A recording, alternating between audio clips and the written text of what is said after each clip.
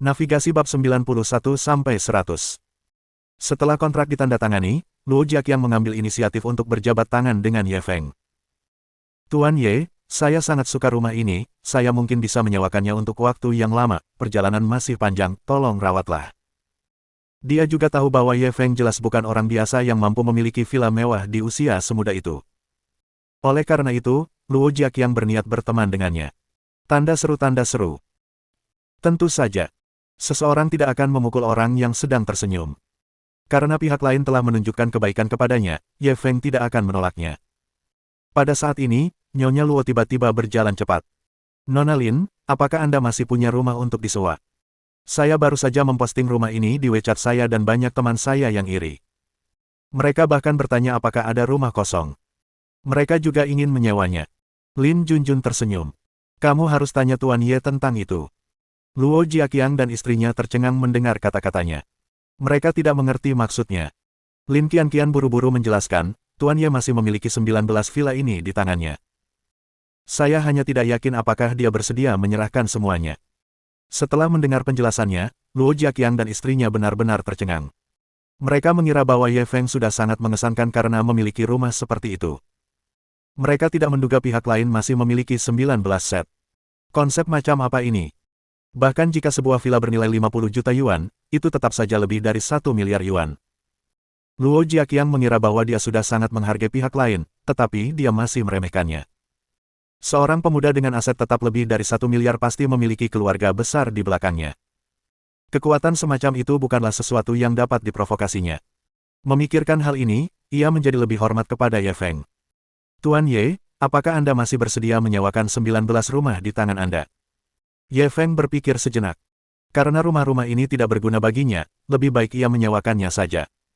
Memikirkan hal itu, dia mengangguk. Tentu. Ketika Nyonya Luo mendengar ini, wajahnya langsung berseri-seri karena gembira. Dia segera memberitahu teman-temannya tentang kabar baik itu. Teman-temannya pun segera bertindak. Mereka segera mentransfer uang jaminan dan uang sewa selama setahun kepada Nyonya Luo, lalu meminta bantuannya untuk menyelesaikan masalah tersebut. Hanya dalam waktu singkat, mereka telah menyewakan 10 villa. Rekening Bank Ye Feng langsung terisi 20 juta yuan. Hal ini membuat Lin Junjun sangat iri. 20 juta adalah angka astronomi bagi kebanyakan orang.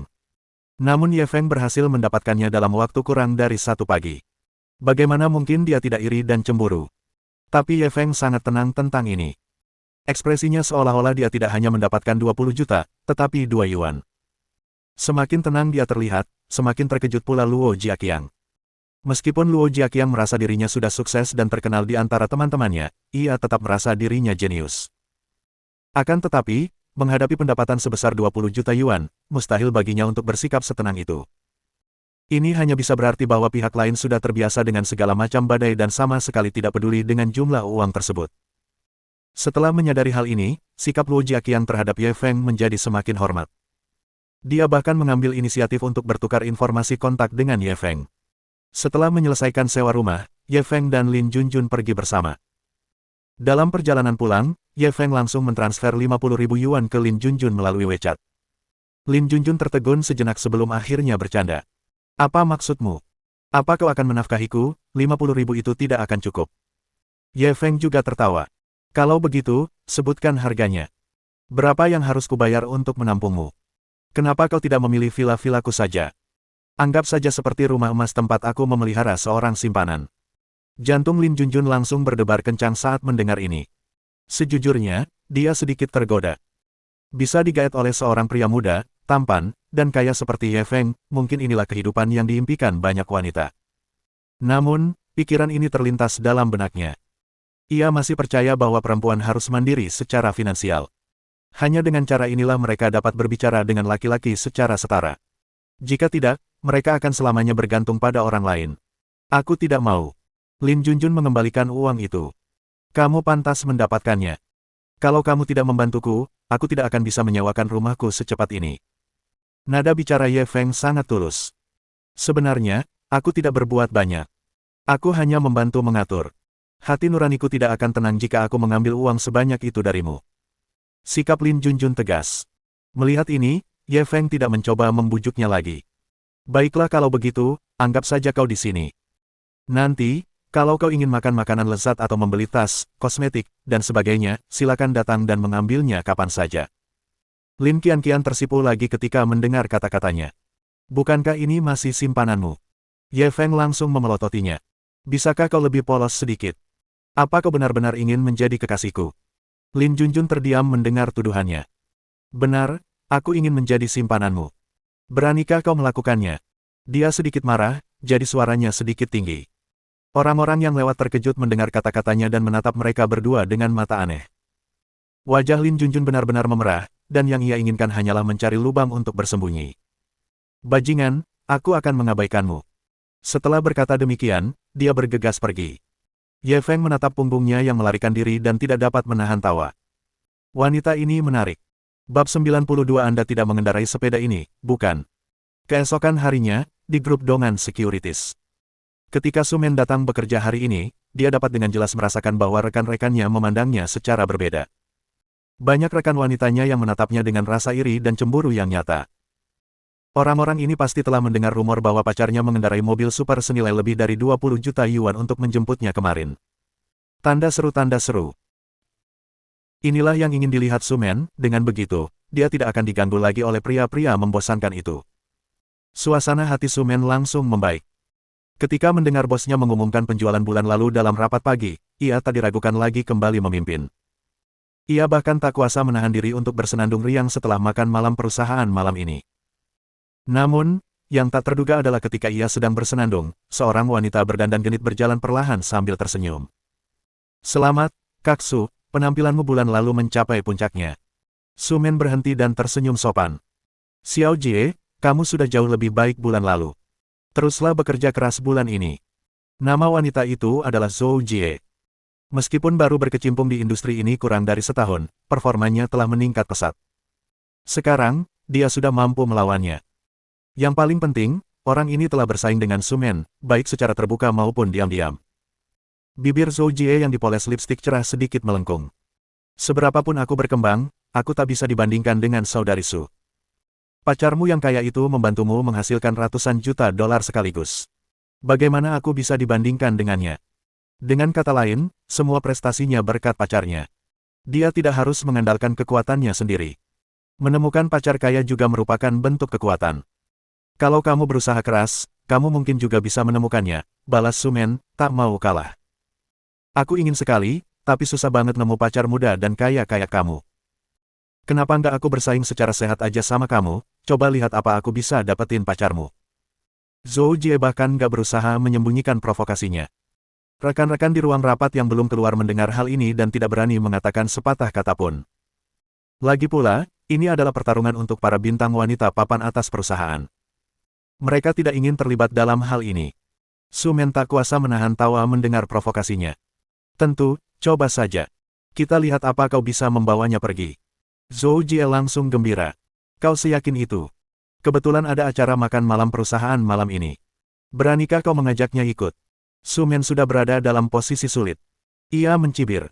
Kenapa aku tidak berani? Kemudian, dia mengeluarkan ponselnya dan menelepon Ye Feng. Ye Feng baru saja kembali ke vilanya. Ia sedang memeriksa lusinan kontrak sewa. Setelah menerima panggilan Su Men, dia menjawabnya tanpa berpikir dua kali. Sayangku, apa yang sedang kamu lakukan? Suara Su Men terdengar dari telepon. Ye Feng langsung mengerti. Dia memintanya untuk membantunya membuat pertunjukan. Dia langsung berdeham dan mengambil peran sebagai pacar.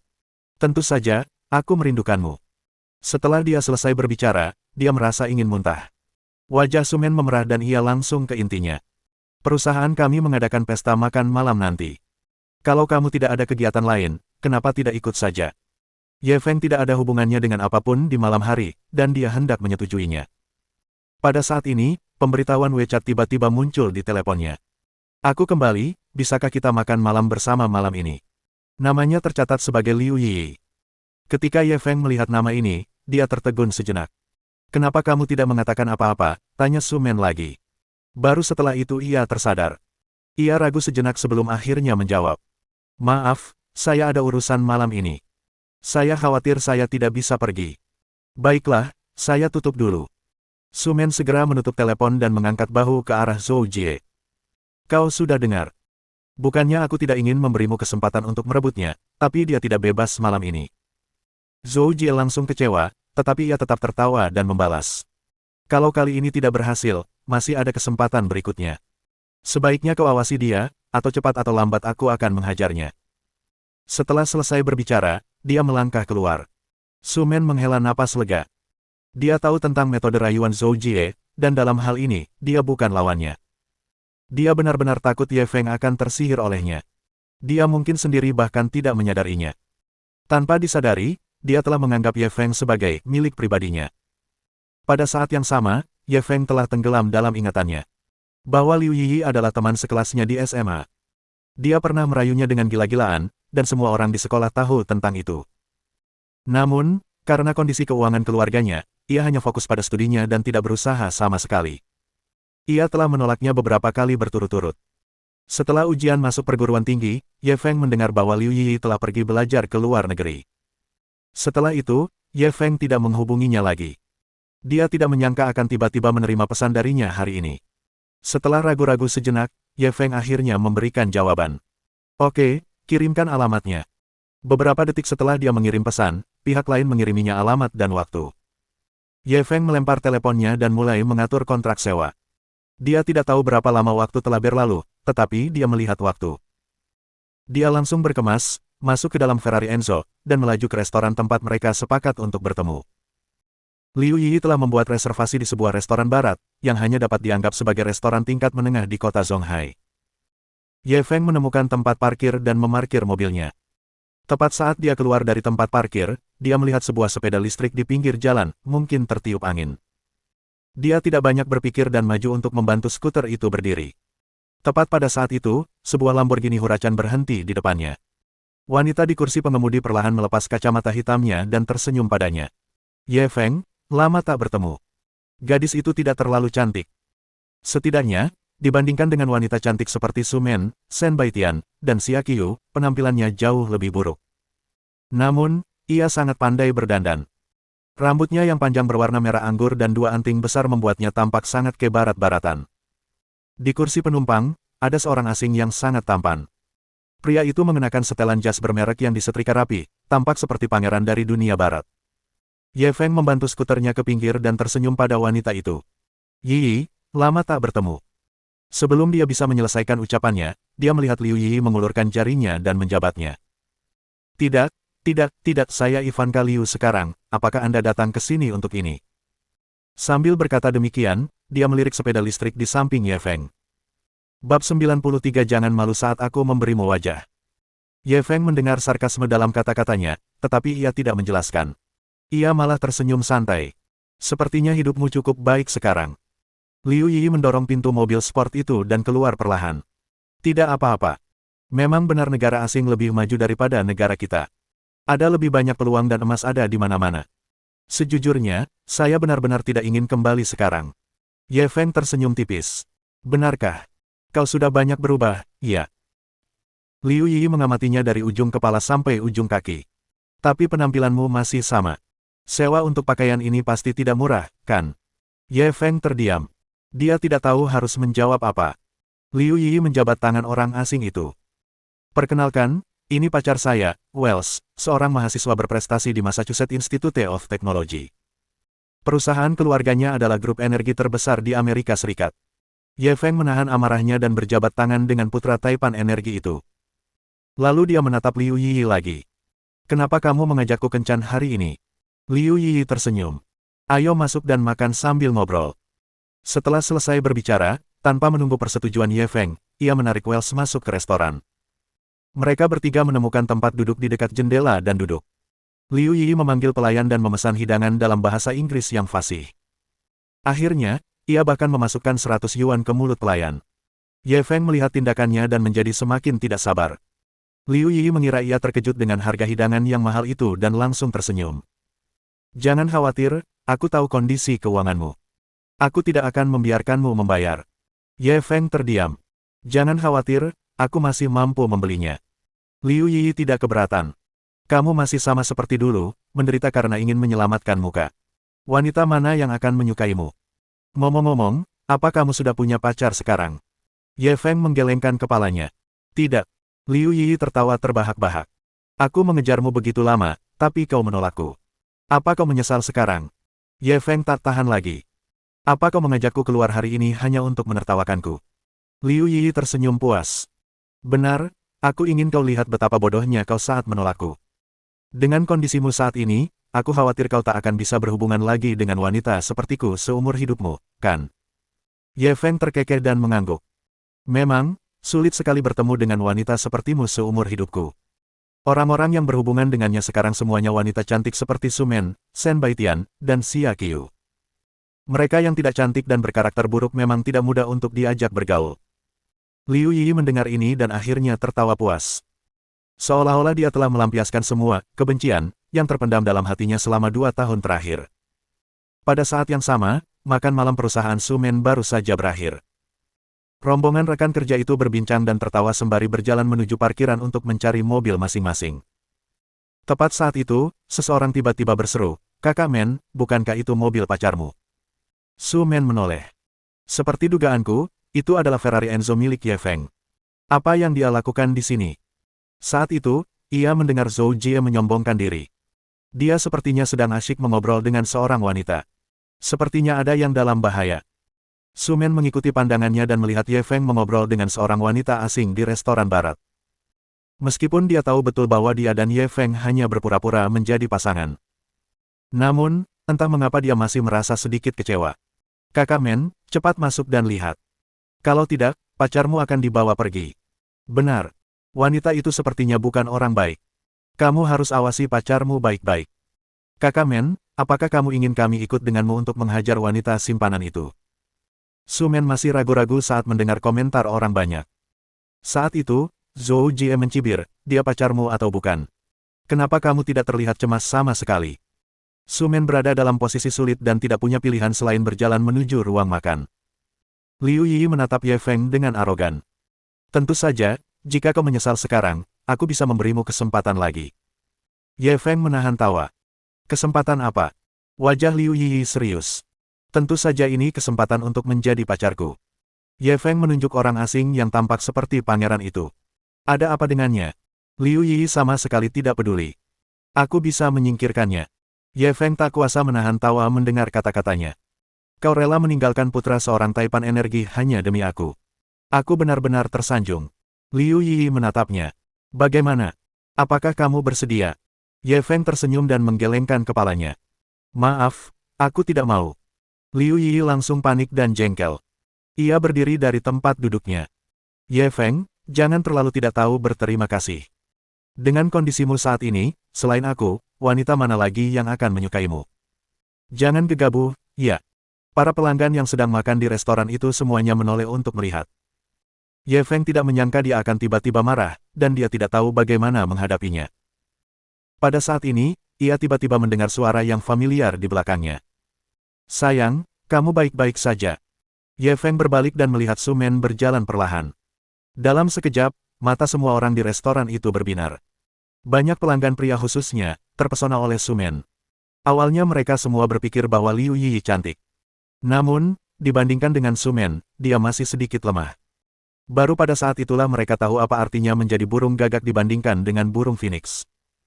Bab 94 Dia hanya suka menjaga profil rendah. Liu Yi benar-benar tercengang saat melihat Su Men. Sebagai seorang wanita, bahkan dia harus mengakui bahwa penampilan pihak lain memang memiliki kualitas terbaik. Selain itu, setiap gerakannya juga memperlihatkan temperamen yang halus. Ini benar-benar dewi sejati. Dan yang lebih mengejutkannya adalah pihak lain itu benar-benar memanggil Ye Feng, sayang. Apa yang sedang terjadi? Bukankah Ye Feng mengatakan bahwa dia tidak punya pacar? Apakah Ye Feng berbohong padanya? Apa yang kamu lakukan di sini? Saat Ye Feng melihat Su Men, dia juga sedikit terkejut. Perusahaan kami sedang makan malam di sebelah.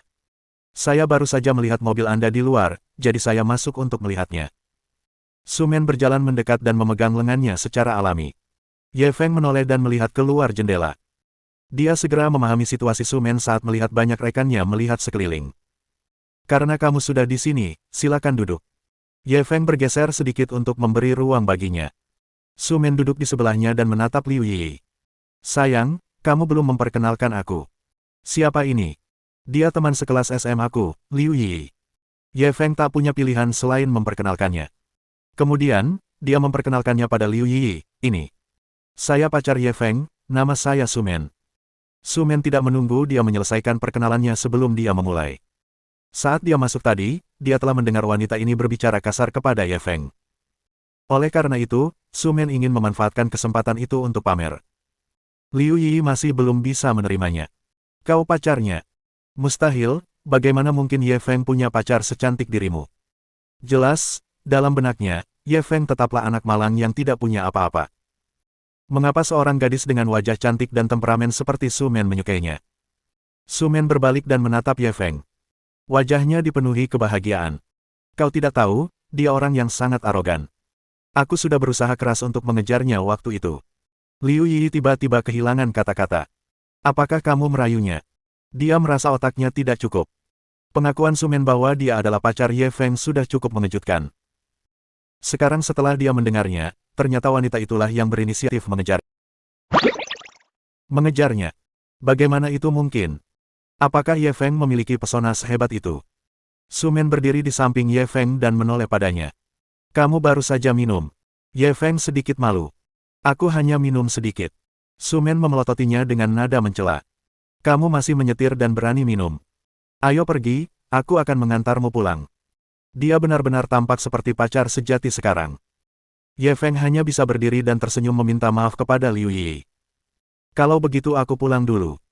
Meskipun Liu Yi tidak mau, dia tidak punya pilihan selain bangkit dan mengikutinya. Berikan aku kunci mobilnya. Sumen keluar dari restoran dan mengulurkan tangannya ke Ye Feng. Ye Feng tidak punya pilihan selain memberinya kunci Ferrari. Sumen sengaja menggoyangkan kunci mobil. Liu Yi kebetulan melihat pemandangan ini dan berseru, Ferrari. Sumen berbalik dan menatapnya seolah-olah dia sedang menatap seorang desa yang belum pernah melihat dunia. Ya, apa ada masalah? Ye Feng punya beberapa mobil, dan ini hanya salah satu yang paling buruk. Dia hanya suka tidak mencolok. Kemudian, dia bangkit dan berjalan ke tempat parkir. Sesaat kemudian, dia mengendarai Ferrari Enzo keluar. Liu Yi hampir jatuh ke tanah. Meskipun dia tidak terlalu memperhatikan mobil sport, dia tahu nilai Ferrari Enzo ini. Setidaknya 20 juta. Dan menurut Sumen, mobil Ye Feng lah yang relatif buruk. Lalu apa yang terbaik? Dia segera berbalik dan menatap Ye Feng. Baru setahun sejak terakhir kali mereka bertemu. Bagaimana mungkin anak miskin bisa menjadi begitu kaya? Apa yang kamu lihat? Masuk ke mobil. Melihat Ye Feng masih berdiri di sana, Sumen mendesaknya. Ye Feng tidak punya pilihan selain berbalik dan mengucapkan selamat tinggal kepada Liu Yi, lalu dengan patuh duduk di kursi penumpang. Sumen berbalik dan melambaikan tangan kepada rekan-rekannya yang masih melihat ke arahnya. Kalau begitu, saya pamit dulu. Setelah berkata demikian, dia menginjak pedal gas dan melaju pergi. Rekan-rekan Sumen menyaksikan mobil sport itu melaju pergi dengan rasa iri. Beberapa rekan wanitanya, khususnya, bahkan tidak berusaha menyembunyikan kecemburuan mereka. Sungguh menyebalkan untuk membandingkannya. Sumen tidak hanya cantik, tetapi dia juga sangat cakap. Sekarang, pacarnya jadi kaya raya. Bagaimana mereka seharusnya hidup? Zhou Jie menggertakkan giginya. Kalian semua lihat apa? Bubar, bubar. Lalu, dia berjalan menuju Audi Q3 miliknya. Dengan Ferrari Enzo milik Ye Feng sebagai perbandingan, Audi Q3 merah di depannya semakin tidak enak dipandang. Membayangkan Sumen mengendarai mobil sport mewah itu membuatnya meledak marah. Tetapi siapa yang memintanya untuk tidak bisa menemukan pacar sekaya Ye Feng? Dibandingkan dengan Zhou Jie, tubuh Liu Yi gemetar karena marah. Awalnya dia ingin melihat Ye Feng mempermalukan dirinya sendiri hari ini, dan juga untuk melampiaskan kemarahannya karena ditolak olehnya. Siapakah yang tahu kalau badut itu sebenarnya adalah dia? Dia bukan saja tidak dapat melampiaskan kemarahannya, tetapi dia juga merasa tercekik. Itu menyedihkan. Tepat saat itu, pria yang tampak seperti pangeran itu tiba-tiba datang. Nona, bisakah kami membayar tagihannya sekarang? Liu Yi masih merasa tertekan. Ia langsung memelototinya. Tagihan apa? Ekspresi pria itu sangat sopan.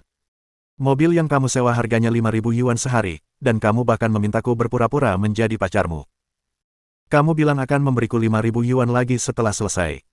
Totalnya 10.000 yuan. Kamu mau bayar tunai atau kartu? Setelah Liu Yi mendengar laporannya, dia sangat tertekan hingga hampir muntah darah. Faktanya, dia telah bekerja paruh waktu di luar negeri, mencuci piring di restoran setiap hari. Di mana dia bisa mengenal putra seorang Taipan Energi. Pria ini adalah seorang penjual di agen penyewaan mobil. Wanita itu menyewanya dengan bayaran 5.000 yuan per hari, dan mobilnya juga disewa. Dia hanya ingin melihat wajah penyesalan Ye Feng. Untuk itu, dia bahkan menghabiskan 2 bulan tabungannya. Siapa yang tahu bahwa pada akhirnya, itu malah akan menjadi kerugian ganda. Dia bukan saja tidak melampiaskan amarahnya, tetapi dia juga kehilangan 10.000 yuan. Jantungnya berdarah. Bab 95 belum terlambat untuk menyesal sekarang. Di sisi lain, Su Men sudah melaju jauh dengan Ferrari Enzo, tetapi dia masih tersenyum. Haruskah kau sebahagia itu? Ye Feng tak bisa menahan godaan. Saya jadi ingin tertawa kalau membayangkan ekspresi wajah rekan-rekan saya. Su Men sedang dalam suasana hati yang baik. Apalagi kalau teringat Zhou Jie yang pasti saking marahnya sampai hidungnya bengkok, ia jadi ingin tertawa lebih keras lagi. Tanda seru tanda seru. Ye Feng tidak dapat menahan diri untuk menggelengkan kepalanya dan tersenyum pahit. Dia tidak menyangka Su Men yang biasanya pintar dan cakap, memiliki sisi kekanak-kanakan seperti itu. Su Men tertawa sejenak sebelum mendesah. Ye Feng menatapnya dengan rasa ingin tahu. Bukankah kamu tadi cukup bahagia? Kenapa kamu mendesah lagi? Su Men menggelengkan kepalanya. Aku cuma merasa agak membosankan. Kita cuma akting. Mendengar kata-katanya, Ye Feng tidak tahu harus berkata apa. Su Men tiba-tiba berbalik dan berkata, ayo putus. Hah? Ye Feng tertegun. Aku tidak mau berbohong lagi.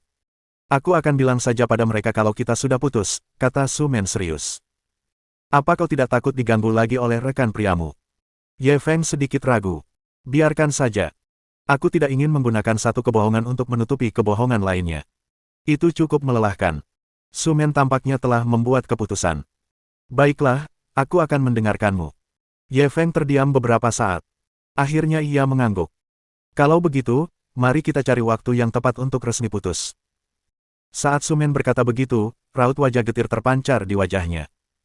Seolah-olah dia benar-benar putus dengan kekasihnya. Ye Feng tak kuasa menahan diri untuk menggodanya, melihat ekspresimu sekarang, kenapa aku merasa bersalah? Jangan bilang kau benar-benar jatuh cinta padaku. Su Men tak kuasa menahan tawa. Kau terlalu percaya diri. Siapa yang mau menyukaimu? Ye Feng tersenyum tipis. Banyak sekali wanita yang menyukaiku, aku hampir terpesona dengan semua wanita yang bisa kupilih. Su Men memelototinya. Jangan sok tahu. Kamu masih belum memberitahuku alamatmu. Ye Feng menarik kembali senyumnya, villa pemandangan Danau Songtian. Su Men langsung menatapnya kaget. Kamu benar-benar tinggal di tempat semewah itu. Bukankah kamu terlalu kaya? Ye Feng melambaikan tangannya dengan acuh tak acuh. Bukan masalah besar, aku masih punya lebih dari 10 villa di tanganku. Kalau kau suka, aku bisa memberimu satu. Su Men sedikit tergerak, tetapi dia segera menggelengkan kepalanya. Lupakan saja. Aku baru saja memutuskan untuk putus denganmu. Bagaimana aku bisa mengambil rumahmu? Iya, kalau aku tahu kau orang kaya baru, aku mungkin akan mengubah kepura-puraanku menjadi kenyataan denganmu. Ye Feng tahu dia bercanda, jadi dia menggodanya, belum terlambat untuk menyesalinya sekarang. Maukah kau tinggal dan tidur denganku malam ini? Su Men langsung menepuk bahunya. Pergi sana. Kalau kau ngomong sembarangan lagi, aku akan menyetir mobil ke sungai dan menyeretmu ke bawah bersamaku. Ye Feng langsung menggigil dan tidak berani mengatakan apa-apa lagi. Dia benar-benar takut wanita gila ini benar-benar melakukan apa yang dikatakannya. Dia tidak ingin mati muda. Baru saat itulah Su Men meneruskan perjalanannya sambil tersenyum penuh kemenangan. Keesokan harinya, Ye Feng bangun pagi-pagi. Dia tidak masuk sekolah selama beberapa hari. Kepala sekolah Hu mengatakan bahwa dia bebas memilih apakah akan bersekolah atau tidak. Namun, dia tidak bisa melangkah terlalu jauh. Oleh karena itu, dia bersiap untuk pergi ke sekolah hari ini. Dengan cara ini, semua orang akan merasa lebih mudah di permukaan. Tepat saat dia mengendarai Ferrari Enzo menuju sekolah. Tiba-tiba, notifikasi sistem berdering di telinganya. Navigasi keberuntungan baru terdeteksi, dalam 5 menit, Lu Xiaoya akan mengalami kecelakaan mobil. Navigasi sistem telah dimulai, silakan berkendara 100 meter ke depan di jalan saat ini, lalu belok kiri. Ye Feng tercengang saat mendengar ini. Lu Xiaoya. Kecelakaan mobil. Dia tidak berani melambat, jadi dia cepat-cepat mempercepat dan bergerak maju sesuai dengan tuntunan sistem. Tak lama kemudian, ia melihat sebuah McLaren GT merah terparkir di persimpangan di depan. Di samping McLaren ada sepeda listrik. Seorang pria berteriak pada pengemudi wanita McLaren. Pengemudi wanita itu adalah Lu Xiaoya. Pada saat ini, ada banyak orang di sekitar mereka untuk menonton pertunjukan itu. Ye Feng memikirkan pemberitahuan sistem dan segera menghentikan mobil di pinggir jalan, segera mendekati Lu Xiaoya. Aku sudah bilang kalau aku akan membayar biaya pengobatanmu berapapun yang kamu mau, oke? Lu Xiaoya berusaha sekuat tenaga menahan amarahnya. Dia mengendarai mobil sportnya ke sini untuk menunggu lampu lalu lintas. Melihat lampu hijau menyala, dia hendak menyalakan mobil. Pada saat itu, sebuah skuter listrik yang menerobos lampu merah tiba-tiba menabrak mobilnya dari sisi kanan. Setelah itu, lelaki itu mulai mengganggunya dan menolak melepaskannya. Pihak lain seharusnya bertanggung jawab sepenuhnya. Namun, dia sedang ada urusan mendesak dan tidak mau repot-repot mengurus pihak lain. Paling-paling, dia hanya akan mengganti biaya pengobatannya. Siapa sangka pria itu masih tidak akan melepaskannya, apa? Maksudmu aku sengaja memerasmu? Bukankah kalian orang kaya terlalu suka menindas? Lu Xiaoya buru-buru menjelaskan, aku tidak bilang kau memerasku. Aku hanya bertanya berapa uang yang kau inginkan. Aku akan menggantinya. Pria itu bahkan lebih marah. Kalian orang kaya, apa kalian pikir semua bisa diselesaikan dengan uang? Meskipun saya miskin, saya punya nyali. Saya tidak akan mengambil sepeser pun dari kalian. Kata-katanya nyaring dan kuat. Orang-orang yang menonton pertunjukan itu bersorak. Lu Xiaoya mengusap dahinya dan memaksa dirinya untuk tenang. Bagaimana kau ingin menyelesaikannya? Pria itu mendengus dingin. Bagaimana aku ingin menyelesaikannya? Seharusnya aku yang bertanya padamu. Bagaimana kau ingin menyelesaikan ini? Lu Xiaoya akhirnya menyadari bahwa lelaki ini tengah mengganggunya. Dia punya sesuatu yang mendesak untuk ditangani dan tidak punya waktu untuk berdebat dengannya. Dia segera berbalik dan masuk ke dalam mobil. Melihat dia hendak pergi, pria itu menariknya dan bertanya, ada apa? Kau kabur setelah memukulku. Apa masih ada keadilan di dunia ini? Lepaskan aku.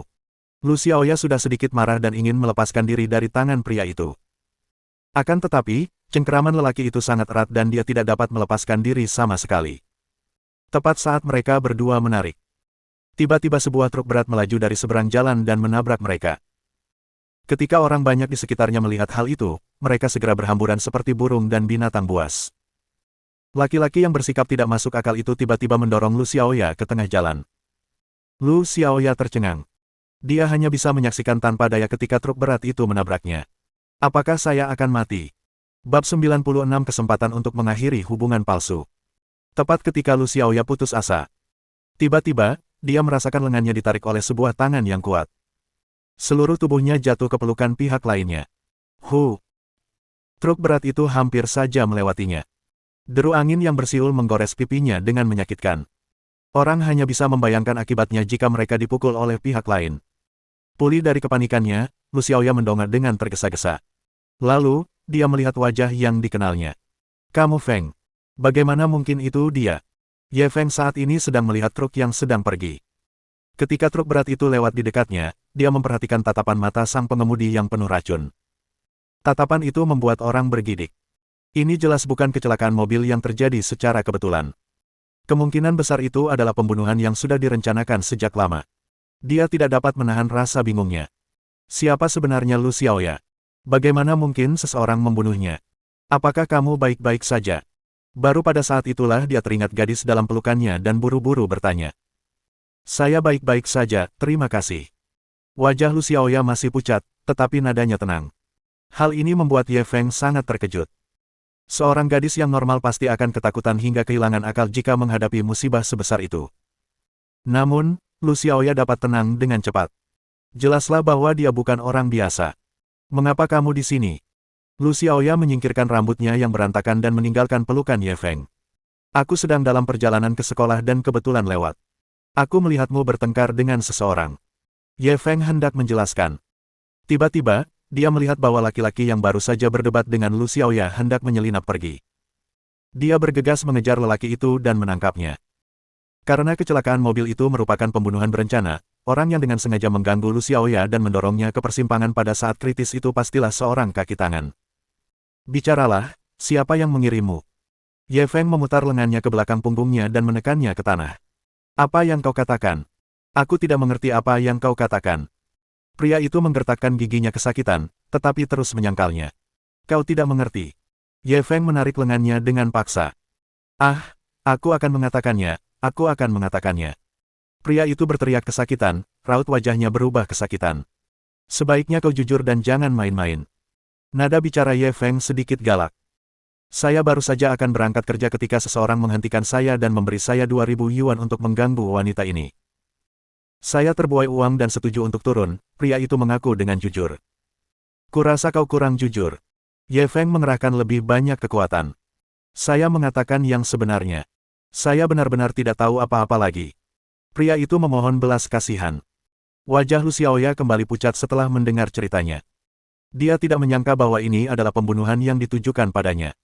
Jika bukan karena Ye Feng yang turun dari langit, dia mungkin sudah mati tanpa mayat yang utuh.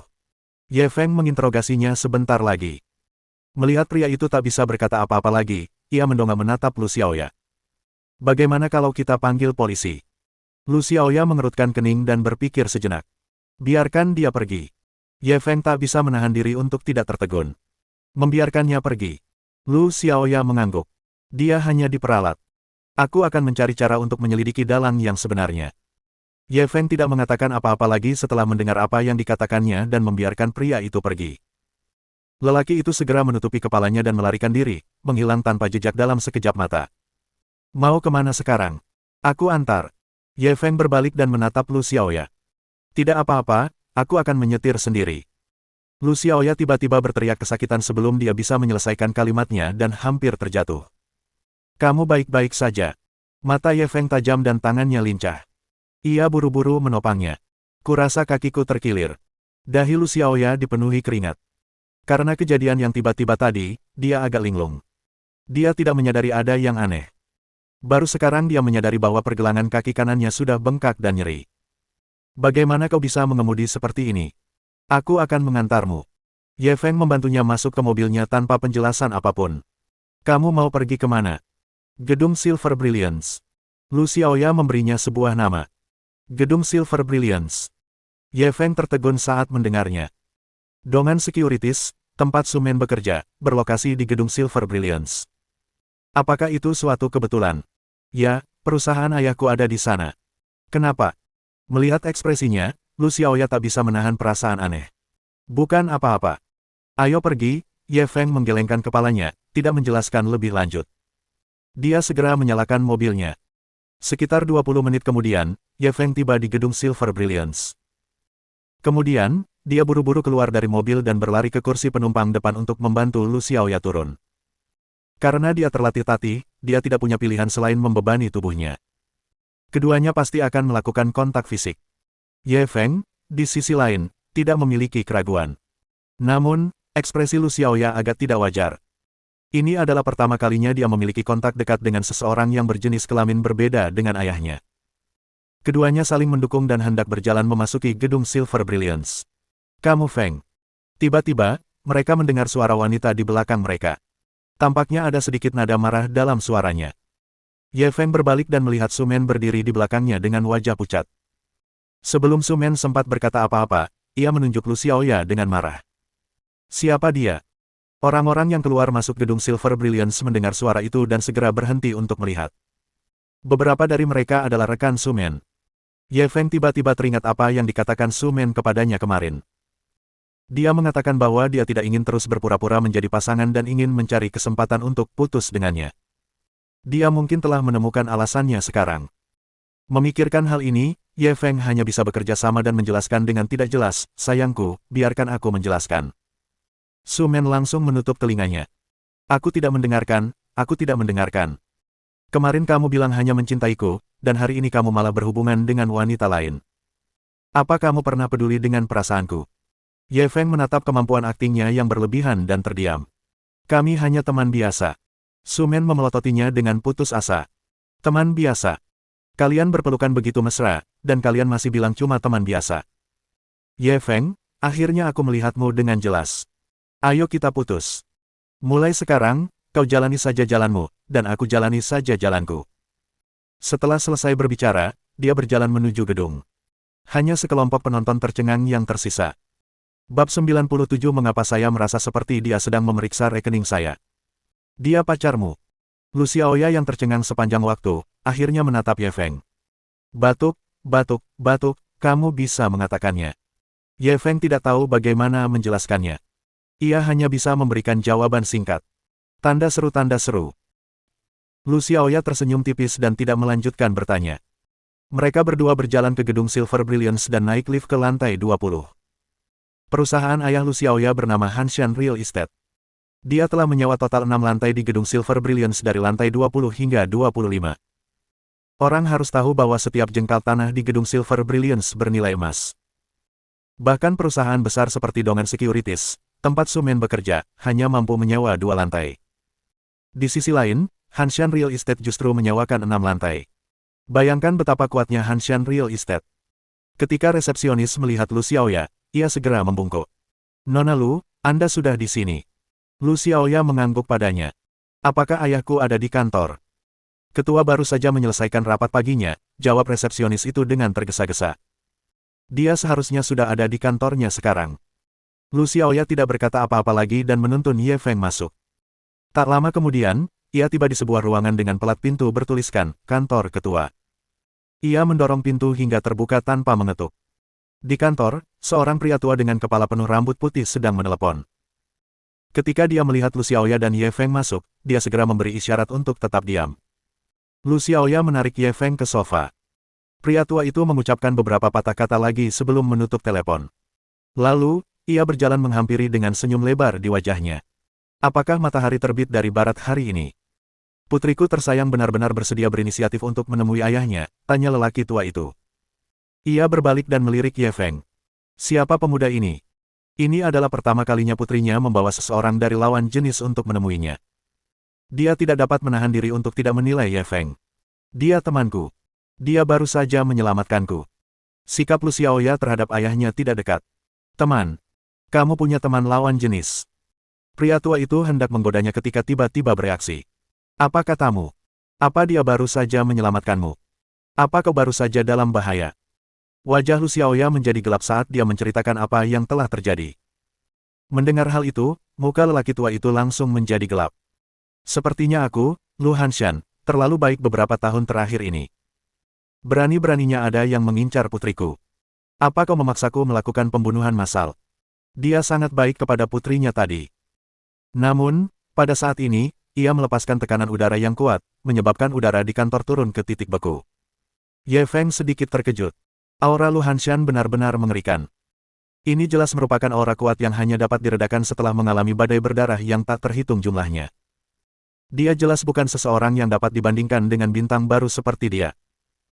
Lu Xiaoya tahu Ye Feng sedikit tidak nyaman, jadi ia menatap ayahnya dengan ekspresi tidak puas. "Kalau mau marah, pergilah dan luapkan pada orang luar. Kenapa kau sok hebat di depan kami? Kau hampir membuatku mati ketakutan." Aura sombong Lu Hanshan langsung sirna saat mendengar perkataan putrinya. "Ayah salah. Lain kali aku akan lebih berhati-hati." Sambil berkata demikian, dia mengamati Ye Feng sekali lagi. Tampaknya putrinya sangat prihatin terhadap perasaan anak ini. "Anak muda, siapa namamu?" "Paman, aku Ye Feng." "Apa pekerjaanmu sekarang?" "Saya masih belajar." "Ada berapa orang dalam keluarga itu?" Ye Feng agak terdiam. Kenapa rasanya seperti sedang memeriksa rekeningnya? Lu Xiaoya segera menolongnya. "Ayah, ini pertama kalinya ayah bertemu dengannya. Tidak pantas ayah menanyakan pertanyaan pribadi seperti itu, kan?" Lu Hanshan tertawa acuh tak acuh. "Aku hanya merasa cocok dengan Xiao Ye, jadi aku ingin mengenalnya lebih baik." "Kau tidak keberatan, kan, Xiao Ye?" Bagaimana Ye Feng bisa menjawab? Ia hanya bisa mengangguk. "Aku tidak keberatan, aku tidak keberatan." Lu Hanshan menepuk pundaknya. "Kau telah menyelamatkan nyawa putriku hari ini, jadi kaulah dermawan terbesar keluarga Lu. Apapun masalah yang kau hadapi di masa depan, kau bisa datang kepadaku. Aku tidak bisa memastikan hal-hal lain, tetapi tidak ada yang tidak bisa dilakukan keluarga Lu kita di kota Zonghai." Ketika Ye Feng mendengar kata-katanya, dia tidak dapat menahan perasaan terdiam. Bukankah nada ini terlalu arogan? Kota Zonghai begitu besar. Berapa banyak keluarga berpengaruh di sana? Kekuatan mereka berakar kuat dan ada banyak naga tersembunyi dan harimau yang berjongkok. Namun, Lu Hanshan berani mengatakan bahwa tidak ada yang tidak bisa dilakukan keluarga Lu. Bukankah ini terlalu mengabaikan orang lain? Namun, Lu Xiaoya tidak mengatakan apapun kali ini, seolah-olah dia setuju dengan kata-kata ayahnya. Hal ini membuat Ye Feng semakin terkejut. Meskipun dia tidak banyak berinteraksi dengan Lu Xiaoya, dia tahu bahwa Lu Xiaoya bukanlah orang yang sombong. Bahkan dia setuju dengan kata-kata Lu Hanshan. Mungkinkah keluarga Lu benar-benar sekuat itu? Dia terus mengobrol dengan Lu Hanshan sebentar. Dia tahu bahwa ayah dan anak perempuan itu masih ingin berbicara sesuatu, jadi dia bangkit dan pergi. Lu Hanshan tidak berusaha mempertahankannya dan secara pribadi mengusirnya dari perusahaan. Adegan ini disaksikan oleh para karyawan di perusahaan, dan mereka semua terkejut tak terlukiskan. Ketua mereka selalu sangat mendominasi. Bahkan banyak klien penting pun paling banter harus diusir dari kantor. Ini adalah pertama kalinya mereka melihat seseorang secara pribadi memecatnya keluar dari perusahaan. Terlebih lagi, pemuda itu tampaknya datang bersama putri ketua. Hal ini membuat imajinasi mereka menjadi liar. Mungkinkah pemuda itu adalah menantu ketua? Tampaknya perusahaan itu akan berubah. Semua orang mulai berbisik satu sama lain. Tepat saat Ye Feng berjalan keluar dari Hanshan Real Estate, suara notifikasi tiba-tiba terdengar di telinganya. Selamat kepada tuan rumah karena telah menyelesaikan navigasi takdir, sistem menghadiahkan kepemilikan gedung Silver Brilliance dengan total nilai 2 miliar. Ketika dia mendengar hadiah sistem itu, dia tercengang. Hak properti pada gedung Silver Brilliance. Bab 98 Bajingan. Tidak lama setelah pemberitahuan sistem berakhir, telepon Ye Feng berdering. Halo, apakah ini Tuan Ye Feng? Kami adalah manajer properti gedung Silver Brilliance. Anda baru saja memperoleh semua hak properti gedung ini. Kapan Anda ingin datang untuk melakukan serah terima? Saya sedang di gedung Silver Brilliance sekarang. Saya akan ke sana sebentar lagi. Ye Feng menjawab dan menutup telepon. Tanda seru. Manajemen properti gedung Silver Brilliance berada di lantai pertama. Ketika dia tiba, dia melihat seorang pria setengah baya mengenakan setelan jas menunggu di pintu. Anda pasti Tuan Ye Feng. Halo, saya Tang Yut, manajer real estate gedung Silver Brilliance. Ketika pria parubaya itu melihat Ye Feng, dia langsung menyapanya dengan hangat. Ye Feng bertukar beberapa kata dengannya dan langsung diantar ke properti. Semua staf manajemen properti memandang Ye Feng dengan rasa ingin tahu. Mereka semua terkejut.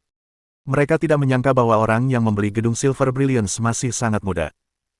Dilihat dari penampilannya, dia mungkin merupakan generasi kedua yang sangat kaya dari suatu keluarga besar. Banyak karyawan wanita yang mencoba menarik perhatian atasan baru mereka. Namun, Ye Feng bahkan tidak melirik mereka sedikitpun. Tang Yut sangat efisien. Semua informasi telah disiapkan. Ye Feng hanya perlu membaca syarat dan ketentuan dokumen dan menandatanganinya. Setelah menandatangani surat-surat itu, Tang Yut menatapnya dengan hati-hati. Tuan Ye, Anda bos di sini sekarang. Apakah Anda punya rencana baru untuk pekerjaan Anda selanjutnya? Ye Feng meliriknya, ingin tertawa dalam hati. Meskipun dia bertanya dengan bijaksana, dia masih bisa mendengar apa yang ingin dia tanyakan. Dia mungkin takut akan mengganti manajer properti setelah dia mengambil alih gedung Silver Brilliance. Aku belum punya rencana untuk saat ini. Kalian bisa terus bekerja seperti biasa. Ye Feng memberinya pil penenang. Oke. Aku akan bekerja keras dan menepati kepercayaan Tuan Ye. Tang Yut langsung merasa bersyukur. Saat itu, seorang karyawan wanita berjalan sambil membawa setumpuk dokumen. Manajer Tang, Stars Hotel ingin memperpanjang sewa. Mereka ingin Anda datang dan menandatangani perjanjian perpanjangan. Tang Yut sedikit kesal. Tidakkah kau lihat aku sedang berbicara dengan Tuan Ye? Biarkan mereka menunggu sebentar. Namun Ye Feng melambaikan tangannya. Pekerjaan lebih penting. Kamu bisa kerjakan dulu. Aku akan ikut denganmu untuk melihat-lihat. Mendengar ini, pikiran Tang Yut langsung berubah. Tuan Ye ini mungkin ingin melihat kemampuan kerjanya. Kemudian dia harus tampil dengan baik. Baiklah, Tuan Ye, silakan ikuti saya. Setelah berkata demikian, dia segera memimpin jalan. Tepat ketika Ye Feng mengikuti Tang Yut keluar dari properti dan memasuki aula di lantai pertama. Dia kebetulan melihat Su Men keluar dari lift bersama beberapa rekan wanitanya.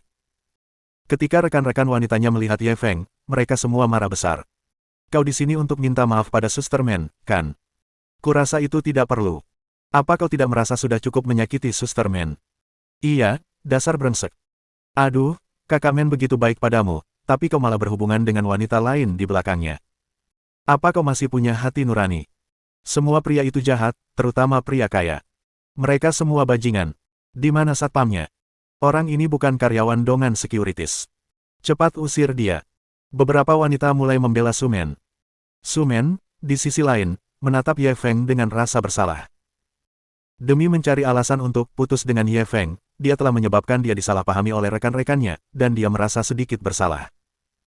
Akan tetapi, meskipun dia merasa bersalah, dia juga takut orang lain akan mengetahui kesalahannya, jadi dia tidak berani menjelaskan apapun untuk Ye Feng, apalagi berbicara membelanya. Dan karena itu pula, para penjaga keamanan gedung Silver Brilliance bergegas datang dan ingin meminta Ye Feng pergi. "Apa yang kalian lakukan?" teriak Tang Yut. "Tuan Ye adalah pemilik baru gedung Silver Brilliance. Apa kalian mencoba memberontak?" Ketika kedua penjaga keamanan mendengar hal ini, mereka begitu ketakutan hingga wajah mereka menjadi pucat.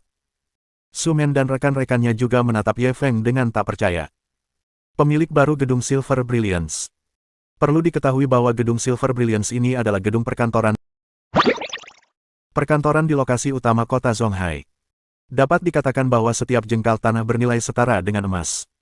Kantor pusat banyak perusahaan besar di kota Zonghai didirikan di sini. Perkiraan konservatif memperkirakan nilai total gedung perkantoran ini lebih dari 2 miliar. Dan Ye Feng benar-benar bisa menjadi pemilik baru tempat ini. Ini sungguh tidak dapat dipercaya. "Tuan Ye, kita harus naik sekarang," Tang Yut mengingatkannya dengan suara rendah. "Kalau begitu aku akan kembali bekerja," kata Ye Feng kepada Su Men, lalu mengikuti Tang Yut ke atas. Saat keduanya pergi, beberapa rekan wanita mengelilingi Su Men. "Kakak Men, kenapa kau tidak memaafkannya sekali ini saja? Kurasa dia tidak sengaja." "Benar. Pasti ada kesalahpahaman di antara kalian berdua. Kurasa dia tidak punya hubungan seperti itu dengan wanita itu. Memangnya kenapa kalau mereka punya hubungan seperti itu? Kita bisa abaikan saja. Lagi pula, berapa banyak pria kaya seperti dia yang tidak main-main dengan wanita?" "Benar, benar. Kalau aku bahkan akan membiarkan dua wanita melayani satu suami." Wajah Su Men menjadi gelap saat dia mendengar mereka semakin tidak sedap dipandang. "Aku sudah putus dengan Ye Feng. Dia punya uang atau tidak, itu bukan urusanku. Kalau ada di antara kalian yang berani menyebut-nyebutnya di depanku lagi, jangan salahkan aku karena tidak menghargai kalian." Setelah selesai berbicara, dia berdiri dan pergi. Beberapa rekan wanita saling memandang dan bergegas mengikuti. Pada saat yang sama, Ye Feng sudah tiba di hotel bintang bersama Tang Yut. Resepsionis di meja depan melihat Tang Yut dan segera membawa keduanya ke kantor ketua. "Ketua Gao, saya harap saya tidak mengganggu Anda." Begitu Tang Yut memasuki kantor, dia langsung menyapa pria parubaya yang duduk di kursi bos. Pria parubaya itu gemuk dan tampak sangat gembira. Melihat mereka berdua masuk, ia buru-buru berdiri dan menyapa mereka. "Kakak Tang, aku sudah lama menunggumu. Kalau kau masih belum datang, aku akan mengirimkan uang sewanya sendiri." Tang Yut segera melambaikan tangannya. "Bagaimana saya bisa merepotkan Ketua Gao untuk mengirimkannya langsung? Kemauan Anda untuk memperpanjang sewa dengan kami menunjukkan kepercayaan Anda pada gedung Silver Brilliance kami. Saya harus datang sendiri." Pria parubaya itu menatapnya dengan pandangan penuh arti. "Tentu saja aku bersedia melanjutkan sewa denganmu, tapi bosmu terlalu kejam. Dia benar-benar pelit. Sewanya naik drastis setiap tahun, dan semua uang hasil jerih payahku sudah habis untuk membayar sewa." Mendengar keluhannya, Tang Yut tiba-tiba berkeringat dingin, dan pada saat yang sama, dia tidak bisa menahan diri untuk tidak diam-diam menatap Ye Feng. Bab 99 Hadiah dengan wajah tua yang memerah. "Kak Tang, aku bilang begini karena aku menganggapmu teman. Kamu nggak akan balik dan lapor ke bosmu, kan?" Pria parubaya itu cepat-cepat menambahkan setelah mengeluh. Mendengar ini, Tang Yut langsung tertawa datar. "Ketua Gao, saya belum sempat memperkenalkan Anda. Yang di samping saya adalah bos baru gedung Silver Brilliance kami, Tuan Ye Feng." Lalu, ia segera menoleh ke arah Ye Feng. "Bos, ini Tuan Gao Jinsi, ketua Hotel Stars." Setelah mendengar perkenalan Tang Yut, Gao Jinsi menatap Ye Feng dengan linglung. "Bos baru." Ketika dia melihat Ye Feng masih sangat muda, dia mengira bahwa Ye Feng adalah bawahan Tang Yut, itulah sebabnya dia mengeluh tentang sewa tanpa menahan diri. Dia tidak menyangka orang yang dimaksud akan meratap di depannya. Hal yang paling memalukan di dunia adalah menjelek-jelekkan seseorang dan didengar oleh pihak lain. Gao Jinsi merasa sangat malu. Ye Feng tersenyum dan mengulurkan tangannya. "Halo, Ketua Gao, senang bertemu denganmu." "Bos Ye, aku hanya bicara omong kosong. Tolong jangan dimasukkan ke hati," kata Gao Jinsi meminta maaf sambil buru-buru memegang tangannya. Ye Feng langsung tertawa terbahak-bahak. "Ketua Gao, Anda orang yang terus terang. Saya sangat menyukai karakter seperti ini. Karena Anda merasa sewanya agak tinggi, saya akan menurunkannya sendiri." Gao Jinsi segera melambaikan tangannya dan berkata, "Bos Ye, kau menamparkan wajahku dengan mengatakan itu. Kita akan melakukan semuanya sesuai aturan. Aku akan membayar berapapun yang dibayar orang lain. Kita tidak boleh melanggar aturan. Melihat dia bersikeras, Ye Feng tidak mengatakan apa-apa lagi. Gao Jinsi kemudian menandatangani kontrak sewa baru dengan Tang Yut. Ye Feng melirik sewa di kontrak. Harganya hampir 10 juta setahun. Memang agak menakutkan. Namun, mengingat lokasi utama gedung Silver Brilliance dan fasilitas pendukungnya yang luar biasa, hal itu tampaknya masuk akal. Setelah menandatangani kontrak, Ye Feng hendak pergi bersama Tang Yut. Pada saat ini, Gao Jinsi buru-buru meraihnya dan memasukkan kartu kamar ke tangannya. Tuan Ye, suite presidensial ini adalah suite paling mewah di sini. Kami akan memesannya untuk Anda sepanjang tahun. Anggap saja ini sebagai permintaan maaf kecil dari saya. Ye Feng hendak menolak. Namun, Gao Jinsi sedikit kesal. Kalau kamu menolak, itu artinya kamu dendam. Apa kamu mau aku berlutut dan minta maaf? Ye Feng dikalahkan oleh logikanya. Ia tak punya pilihan selain menerima kartu kamar. Baru kemudian Gao Jinsi tersenyum lagi. Benar. Tuan Ye, apakah Anda ingin pergi melihat-lihat ruangannya sekarang? Mari kita lihat apakah Anda puas. Kemudian, ia merendahkan suaranya secara misterius dan berkata, saya sudah menyiapkan hadiah misterius untuk Tuan Ye. Saya yakin Anda akan menyukainya. Melihat dia sudah mengatakan begitu banyak, Ye Feng tidak punya pilihan selain mencari nomor di kartu kamar. Ketika dia tiba di kamar presiden yang disediakan untuknya, dia menggesek kartunya dan masuk. Lalu, dia melihat pemandangan yang hampir membuatnya muntah darah. Di ruang tamu yang luas, ada sofa yang sangat mewah. Pada saat ini, seorang wanita sedang berbaring malas di sofa. Pakaian wanita itu sangat dingin, hampir tidak menutupi beberapa bagian vitalnya, yang membuat pembuluh darah orang melebar. Maaf, aku masuk ke ruangan yang salah. Ye Feng menahan keinginan untuk muntah darah dan segera mundur. Dia memeriksa nomor pintu beberapa kali. Itu benar. Itu ruangannya. Mungkinkah Gao Jinsi telah memberinya kartu kamar yang salah? Memikirkan hal ini, dia harus kembali ke kantor ketua. Gao Jin, yang sedang asyik bekerja, terkejut melihatnya kembali. Kenapa Tuan Ye kembali begitu cepat? Apa Anda tidak puas dengan hadiah yang saya siapkan? Ye Feng tersenyum canggung. Apakah Anda salah mengambil kartu kamar, Ketua Gao? Kamar itu sudah ditempati. Gao Jinsi tercengang. Itu hadiah yang kusiapkan untuk Tuan Ye. Jangan bilang kau tidak suka ini. Aduh, aku kurang ajar. Maaf, maaf. Dia pikir dia telah menyanjung Ye Feng dan segera meminta maaf padanya. Ye Feng mendengar penjelasannya dan langsung merasa sangat menyesal. Jadi wanita itu adalah hadiah yang telah disiapkannya untuknya. Anda seharusnya mengatakannya lebih awal, MD. Bayangan wanita cantik berpakaian minim itu kembali terlintas dalam pikirannya, dan dia tak kuasa menahan rasa gatal yang tak tertahankan di hatinya. Namun, segala sesuatunya telah berkembang sampai tahap ini. Kalau dia kembali sekarang, bukankah dia akan terlihat sangat menyedihkan? Tampaknya dia hanya bisa berpura-pura menjadi seorang pria sejati sampai akhir. Memikirkan hal ini, Ye Feng melambaikan tangannya ke arah Gao Jinsi dengan ekspresi tenang. Ketua Gao, saya masih muda, dan saya hanya ingin mencurahkan seluruh energi saya untuk karir saya. Saya tidak ingin terlena dengan anggur dan wanita. Saya harap Anda tidak akan melakukan hal seperti ini lagi di masa mendatang. Setelah dia mengatakan ini, Gao Jinsi menjadi lebih hormat padanya.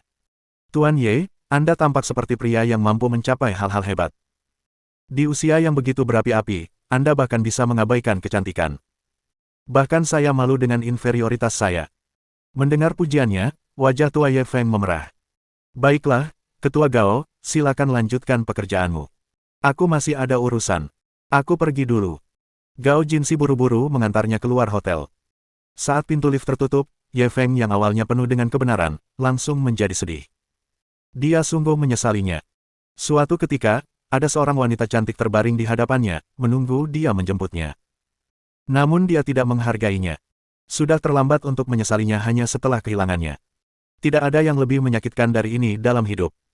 Tepat saat ia mendesah dan berjalan keluar dari gedung Silver Brilliance, ia tiba-tiba mendengar suara seorang wanita.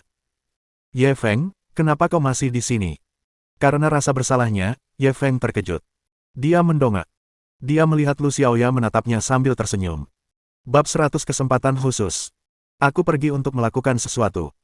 Ye Feng tidak tahu bagaimana menjawabnya, jadi dia hanya bisa memberikan jawaban asal-asalan. Kamu tidak pergi untuk meminta maaf pada pacarmu, kan? Lu Xiaoya tersenyum tipis. Tanda seru. Tidak, aku baru saja bertemu teman lama. Oh ya, bagaimana kakimu? Apa perlu aku antar ke rumah sakit? Ye Feng tidak ingin berdebat dengannya tentang masalah ini, jadi dia cepat-cepat mengganti topik. Tidak perlu, aku merasa jauh lebih baik. Aku tetap harus berterima kasih padamu karena telah mengirimku ke sini. Lu Xiaoya menatapnya dengan penuh rasa terima kasih. Tidak masalah.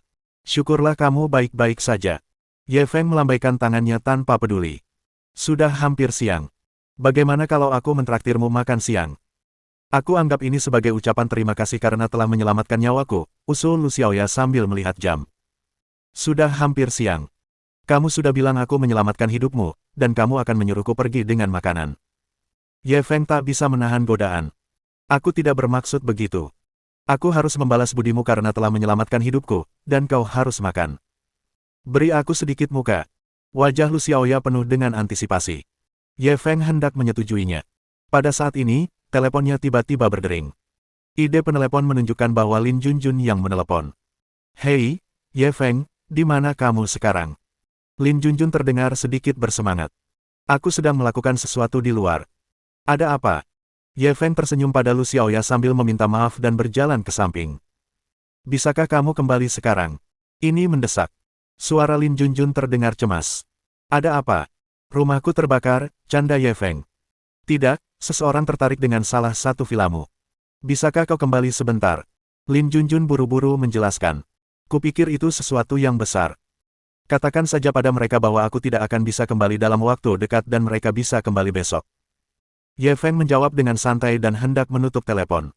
Tidak, orang ini agak istimewa. Kamu harus kembali. Jarang sekali Lin Junjun bersikap begitu keras padanya. Apa istimewanya mereka? Mungkinkah mereka punya 3 kepala dan 6 lengan? Ye Feng tersenyum acuh tak acuh. Bukan, pria ini Ponima.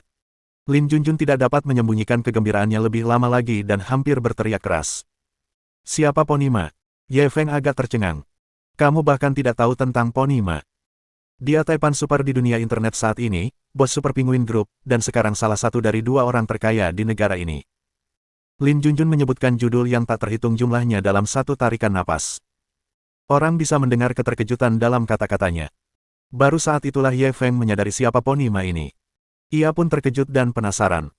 Pada saat ini, pemberitahuan sistem berdering di telinganya lagi. Sistem navigasi keberuntungan baru telah terdeteksi, mengenal Ponima. Dia segera menjawab, baiklah, saya akan segera kembali. Ye Feng menutup telepon dan menoleh ke arah Lu Xiaoya. Maaf sekali. Tiba-tiba aku ada urusan di sini. Lu Xiaoya mengangguk mengerti. Kalau begitu, pergilah dan kerjakan tugasmu. Kita bertemu lagi lain kali. Ye Feng tidak berkata apa-apa lagi. Ia pergi ke tempat parkir untuk mengambil mobilnya dan melesat pergi. Ketika dia bergegas kembali ke Zongtian Lakeview Villa, dia melihat Lin Junjun sedang mengobrol dengan seorang pria parubaya. Pria itu berusia 30-an dan mengenakan kacamata berbingkai emas. Ia tampak seperti seorang pria sejati. Dia adalah bos besar Penguin Group, yang dikenal oleh banyak orang di Tiongkok. Saat Lin Junjun berada di depannya, dia jelas sedikit canggung. Ye Feng tidak dapat menahan diri untuk menggelengkan kepalanya dan tersenyum pahit. Apakah itu benar-benar diperlukan? Namun, di saat yang sama, dia juga sedikit penasaran mengapa orang ini datang ke sisinya. Lin Junjun juga melihatnya dan buru-buru melambaikan tangan. Tuan Ye, cepatlah. Tuan Ma sudah lama menunggu. Ye Feng berjalan dengan tenang dan mengulurkan tangannya kepada pria itu. Halo, Tuan Ma, saya Ye Feng. Pria parubaya itu menjabat tangannya dengan sopan. Senang bertemu Anda, Tuan Ye. Panggil saja saya Poni. Ye Feng mengangguk ringan, kudengar Tuan Ma ingin menyewa rumahku. Rumah yang mana? Poni bersemangat. Saya tidak akan menyewa rumah. Kalau Tuan Ye setuju, saya mau membelinya. Ye Feng tercengang saat mendengar ini. Tidak menyewa rumah, tetapi membeli rumah. Begini, Poni Ma menjelaskan dengan cepat. Saya pribadi tertarik dengan astronomi. Saya sedang mencari rumah di mana saya bisa mengamati pemandangan astronomi.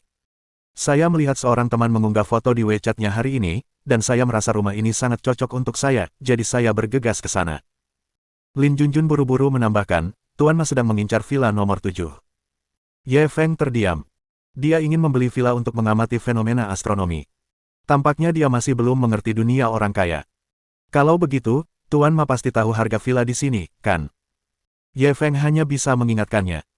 Saya tahu ini salah satu villa termahal di Zonghai, dan saya tahu tawaran saya agak tidak masuk akal. Jadi, saya bersedia membayar 2 kali lipat harga pasaran. Bagaimana kalau 200 juta? Pony segera memberikan harganya. Apalagi yang bisa Ye Feng katakan. Harga 20 villa itu paling banyak 500 000 000 yuan. Namun pihak lainnya langsung menawar 200 juta. Apa alasan lainnya yang membuatnya tidak menjualnya? Namun, ketika dia ingat bahwa misi sistem itu adalah untuk mengenal pihak lain, dia setidaknya harus menunjukkan niat baik.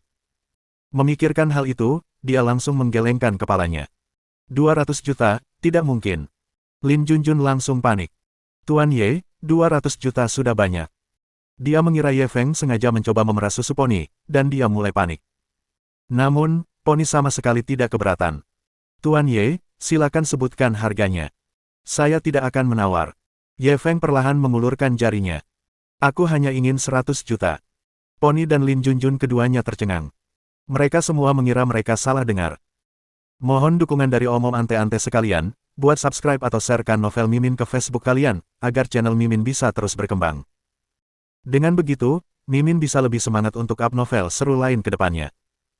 Sekiranya ada kebutuhan buat subback, silakan inbox Mimin atau tuliskan di kolom komentar, Mimin dulukan dengan ucapan terima kasih.